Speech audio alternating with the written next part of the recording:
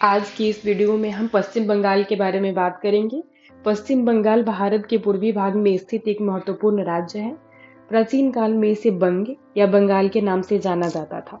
यह उत्तर में सिक्किम, पश्चिम में झारखंड एवं बिहार, दक्षिण में ओडिशा और पूर्व में बांग्लादेश के साथ सीमाएं साझा करता है। राज्य का पश्चिमी भाग पहाड़ी और जंगलों से ढका हुआ है, जबकि पूर्वी भाग में गंगा नदी का डेल्टा और सुंदर वन का क्षेत्र स्थित है। राज्य की प्रमुख भाषा बंगाली है।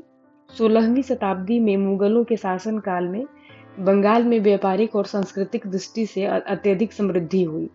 मुगलों ने इस क्षेत्र में कई किलों, मस्जिदों और अन्य स्थापत्य कला की संरचनाओं का निर्माण किया।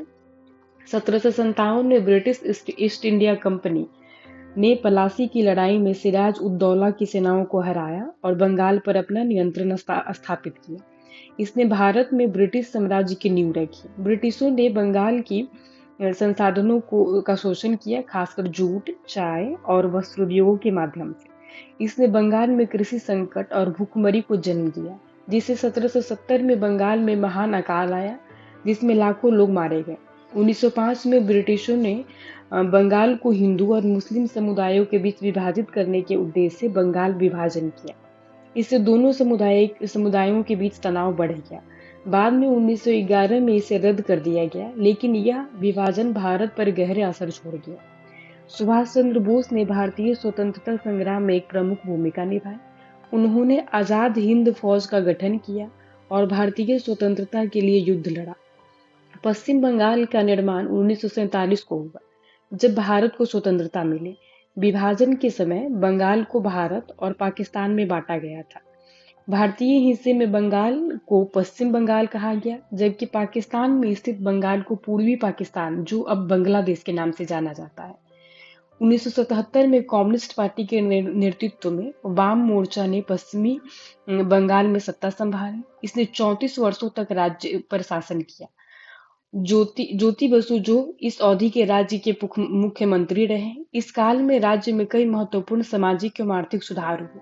पश्चिम बंगाल का भूमि सुधार एक ऐतिहासिक कदम था, जिसने राज्य में कृषि, सामाजिक और आर्थिक ढांचे को बदल दिया। हालांकि सुधारों में कुछ चुनौतियां भी थीं, लेकिन भूमि वितरण ने किसानों को अधिकार दिया और सामाजिक समानता की दिशा में महत्वपूर्ण कदम उठाए। इन सुधारों के माध्यम से पश्चिम बंगाल में भूमिहीन किसानों को जमीन मिली और जमींदारी व्यवस्था का अंत हुआ, जिसने राज्य में ग्रामीण समाज में कुछ हद तक समानता स्थापित की। ममता बनर्जी ने 2011 में वामपंथी सरकार को हराकर सरकार बनाई। ममता बनर्जी बंगाल में विकास की गति को बढ़ाया, विशेष रूप से स्वास्थ्य, शिक्षा और इंफ्रास्ट्रक्चर के क्षेत्रों में सुधार किए। 19वीं सदी में बंगाली साहित्य में अभूतपूर्व विकास हुआ।